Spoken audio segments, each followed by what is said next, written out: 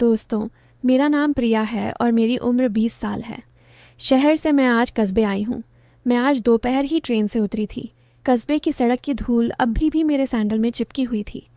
घर पहुँचते ही दरवाज़ा खोला तो पता चला नानी दादी दोनों मंदिर गए हैं। मामा के भतीजे आरव अकेला बैठा था आंगन में।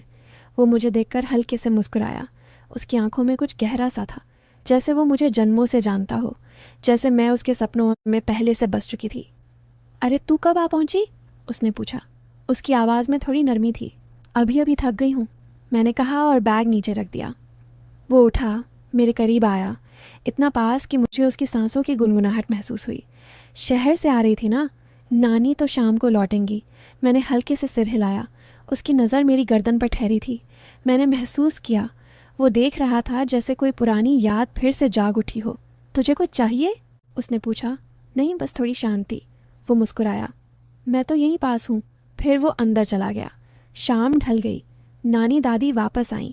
सबने रोटी खाई, बातें हुईं, लेकिन मेरी नज़र बार बार आरव पर अटक रही थी। वो भी मुझे देख रहा था, जैसे कोई अनकहा बंधन हम दोनों के बीच पक्का हो गया हो। रात के 11 बजे सब सो गए। मैं अपने कमरे में लेटी थी। लाइट बंद थी, सिर्फ मोमबत्ती की पीली चमक। तभी दरवाजे पर हल्की खटखट हुई।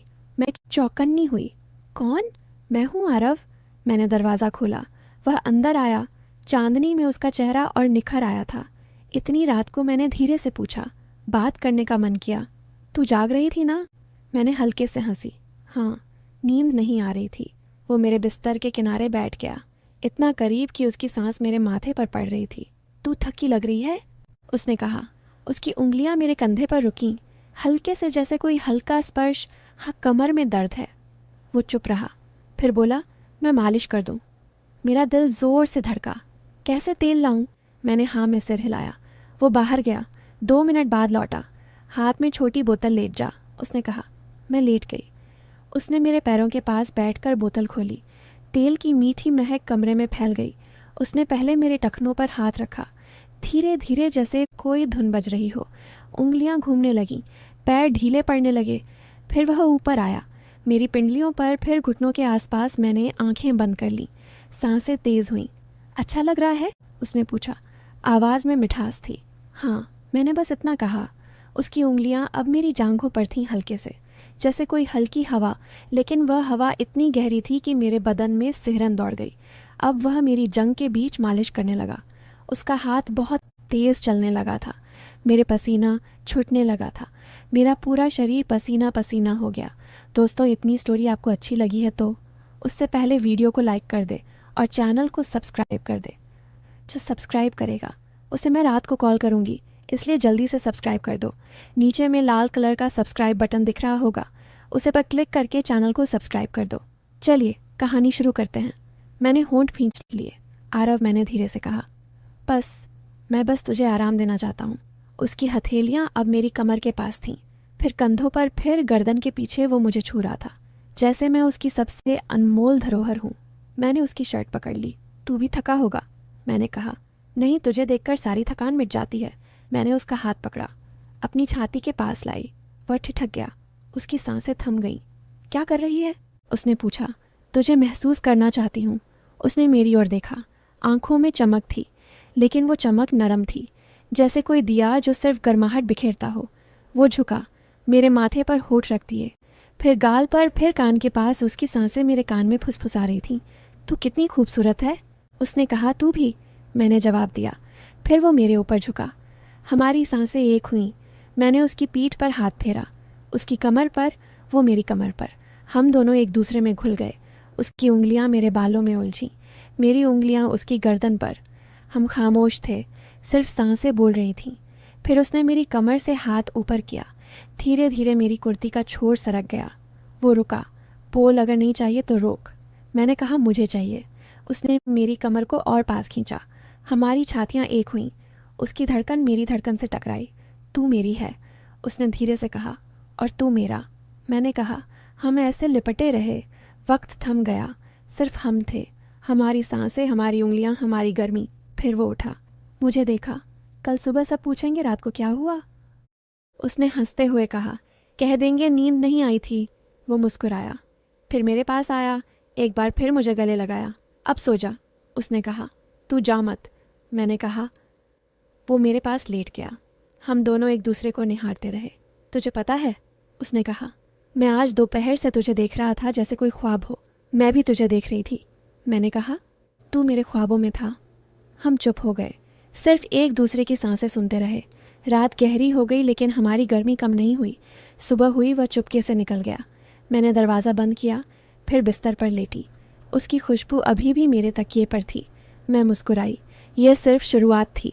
सुबह की पहली रोशनी खिड़की से झांक रही थी। मैंने आंखें खोली, लेकिन मन अभी भी रात की उन यादों में डूबा था। आरव की खुशबू मेरे कमरे में बसी थी, जैसे वह अभी भी पास हो। मैं उठी, आईने के सामने खड़ी हुई। मेरे चेहरे पर एक अलग सी चमक थी, वह चमक जो सिर्फ प्यार की पहली छून से आती है। लेकिन साथ ही एक डर भी था। घर में सब थे, नानी, दादी, मामा, मामी। आरव मेरा दूर का रिश्तेदार था। क्या यह ठीक था? क्या यह सिर्फ एक रात की बात थी या इससे आगे कुछ था? मैंने खुद को संवारा, सूट पहना, बाल संवारे और नीचे उतरी। किचन में नानी चाय बना रही थी। अरे बेटी, इतनी जल्दी उठ गई? ट्रेन की थकान नहीं उतरी क्या? उन्होंने पूछा। हाँ नानी, नींद अच्छी आई, मैंने झूठ बोला, लेकिन मुस्कान सच्ची थी। तभी आरव आया। वो ताज़ा लग रहा था, जैसे कुछ हुआ ही ना हो, लेकिन उसकी आंखों में वही चमक थी। गुड मॉर्निंग, उसने कहा और मेरी तरफ देखा। उसकी नज़र में एक राज था जो सिर्फ हम दोनों जानते थे। नाश्ते की चौकी पर सब बैठे। मामा अखबार देख रहे थे, मामी कुछ घर की बात कर रही थी। आरव मेरे पास बैठा। उसके घुटने ने हल्के से मेरे घुटने को छुआ। मैंने चौंक कर उसकी तरफ देखा, लेकिन वह सामान्य था। पास कर चीनी, उसने कहा और हाथ बढ़ाया। उसका हाथ मेरे हाथ से लगा और एक झटका सा लगा। मैंने जल्दी नज़रें नीचे की। दिन बीतता गया। मैं घर के कामों में जुटी रही, लेकिन हर पल आरव की याद आती। वो खेत पर चला गया था, मामा की ज़मीन संभालता था, छोटा सा खेत कस्बे में। शाम को वह लौटा, हाथ में कुछ थैले थे। ये तेरे लिए, उसने मुझे आंगन में अकेला पाकर कहा। थैले में फल थे मेरे पसंदीदा। तुझे याद है? मैंने पूछा। सब याद है, उसने कहा और पास आया, लेकिन तभी नानी की आवाज़ आई और वह पीछे हट गया। रात हुई, खाने के बाद सब टीवी देख रहे थे। मैं अपने कमरे में चली गई, लेकिन नींद नहीं आ रही थी। मैं छत पर खड़ी थी, चांद को निहार रही थी। तभी पीछे से आवाज़ आई। सो नहीं, आरव था। वो चुपके से आया था। नहीं, तुझे याद कर रही थी, मैंने कहा। वो मुस्कुराया। मैं भी चल थोड़ा टहल आएं, उसने सुझाया। घर के पास एक छोटा सा बगीचा था, हम वहाँ चले गए। रात की ठंडी हवा बह रही थी। वो मेरे कंधे पर हाथ रखकर बोला, कल रात वो मैंने कभी नहीं सोचा था कि ऐसा होगा, लेकिन अब लगता है ये पहले से लिखा था। मैंने उसकी तरफ देखा। तू क्या सोचता है हमारे बारे में? हम दूर के रिश्तेदार हैं, लोग क्या कहेंगे? लोगों को क्या मतलब? हम दोनों खुश हैं ना, बस यही काफ़ी है, उसने कहा। उसकी बातों में यकीन था। हम घंटों बात करते रहे। बचपन की यादें, जब हम साथ दौड़ते थे, नहर किनारे खेलते थे। वो बताने लगा कैसे वह मुझे हमेशा चाहता था, लेकिन कभी कह नहीं सका। मैंने भी अपनी भावनाएं बताईं, कैसे शहर में रहते हुए भी उसकी याद आती थी। वापस कमरे में आकर मैं सो गई, लेकिन अगली सुबह फिर वही दिनचर्या। दिन बीतते गए। हर रात हम चुपके मिलते, कभी बगीचे में, कभी छत पर बातें करते, एक दूसरे को छूते, लेकिन हमेशा होशियारी से। एक दिन शाम को नानी ने कहा, बेटी कल तेरे मौसेरे भाई के घर चलना है, कुछ रिश्तेदार आ रहे हैं। मैंने हामी भरी, लेकिन मन में आरव की फिक्र थी। अगले दिन हम सब मौसेरे भाई के घर गए। वहाँ फैमिली मिलन था, आरव भी था। भीड़ में हमारी नज़रें मिलती, वो मुझे इशारा करता और मैं हंसती। रात को खाने के बाद सब सोने लगे। मैं गेस्ट रूम में थी। आधी रात को दरवाज़ा खुला। आरव था। चुप, उसने कहा और अंदर आया। हम बिस्तर पर बैठे। उसने मुझे गले लगाया। तुझे अकेला नहीं छोड़ सकता, उसने कहा। उस रात हम फिर पास आए। उसकी उंगलियां मेरे बालों में घूमी। मैंने उसकी छाती पर सिर रखा। हम बातें करते रहे आने वाले कल की। हम शादी करेंगे, उसने कहा। लेकिन घर वालों को कैसे समझाएंगे, मैंने पूछा।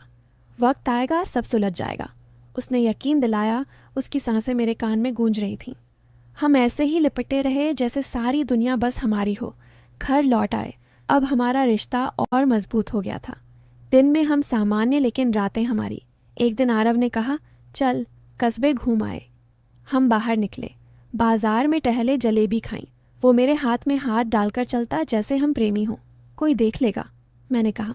देख ले, मैं नहीं डरता, उसने जवाब दिया। शाम को नहर किनारे बैठे सूरज ढल रहा था। वो मेरे कंधे पर सिर रखकर बोला, तू मेरी दुनिया है, मैंने उसका हाथ चूमा और तू मेरी। हमारी बातें रुकने का नाम नहीं ले रही थीं। घर लौटे लेकिन दिल खुश था। फिर एक दिन चिंता हुई।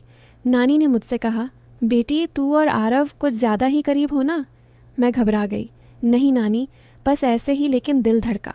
आरव को बताया, फिक्र मत कर, हम संभाल लेंगे। उसने कहा। समय बीतता गया, हमारा प्यार गहराता गया। हर मुलाकात में नई गर्मी वह मुझे छूता। मैं उसे, हमारी सांसें एक हो जाती, लेकिन हम सतर्क रहते। एक रात छत पर हम बैठे थे, तारे टिमटिमा रहे थे। आरव ने कहा, तुझे एक सरप्राइज़ देना है। उसने एक पायल निकाली। यह तेरे लिए हमारा वादा। मैंने पहनी। आंसू छलक आए। तू कितना अच्छा है, मैंने कहा। उसने मुझे गले लगाया। हमारी धड़कनें एक हुईं। उस रात हम और पास आए। उसकी उंगलियां मेरी पीठ पर फिरीं। मैंने उसकी गर्दन चूमी। वक्त थम गया, सिर्फ मोहब्बत थी। दिन गुजरते रहे। अब हम प्लान करने लगे। आरव ने कहा, मैं नौकरी बदल लूँगा, शहर में चले जाएंगे।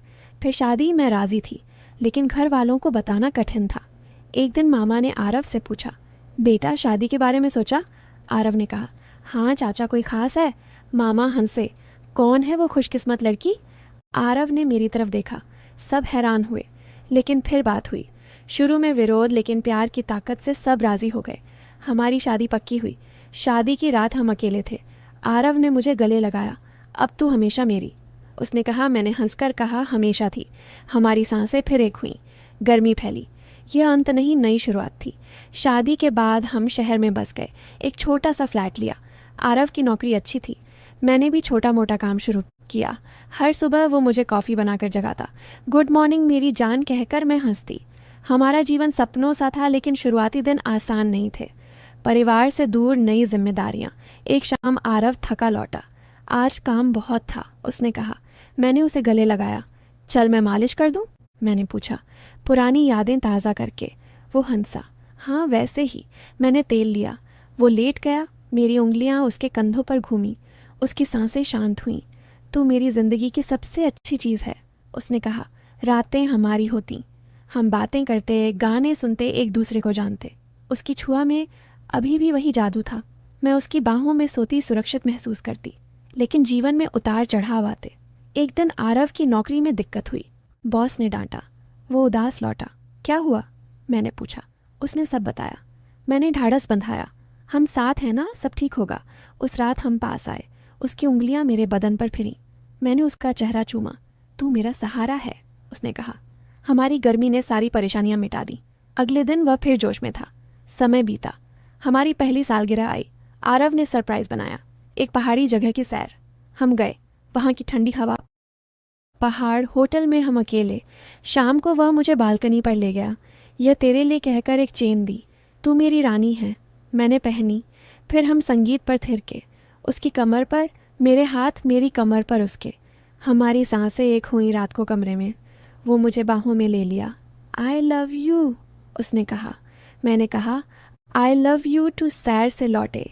जीवन सामान्य, लेकिन प्यार बढ़ता गया। मैं प्रेग्नेंट हुई। आरव खुशी से झूम उठा। हमारा बच्चा, वो कहता हर दिन। वो मेरे पेट पर हाथ रखता, बात करता, पापा आ गए कहकर मैं हंसती। डिलीवरी के दिन वह मेरे साथ था। बेटी हुई, हमने नाम रखा आराध्या। अब हम 3 थे। जीवन बदल गया। रातें अब बच्चे की देखभाल में बीतती, लेकिन हमारा प्यार वही।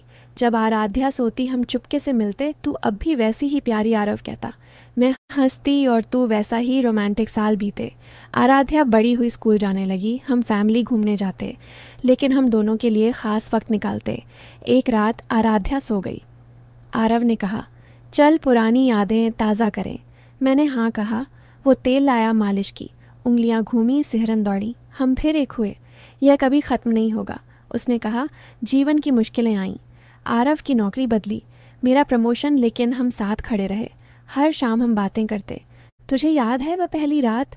मैं पूछती, कैसे भूल सकता हूँ। वो कहता। हम हंसते। अब हमारी ज़िंदगी परफेक्ट थी। प्यार, परिवार, खुशियाँ, लेकिन वह शुरुआती गर्मी अभी भी थी। हर छुआ में, हर नज़र में यह कहानी कभी ख़त्म नहीं होती। ये हमारी है। दोस्तों, कैसी लगी आपको ये कहानी? अगर अच्छी लगी हो तो वीडियो को लाइक कर दे और चैनल को सब्सक्राइब कर दे।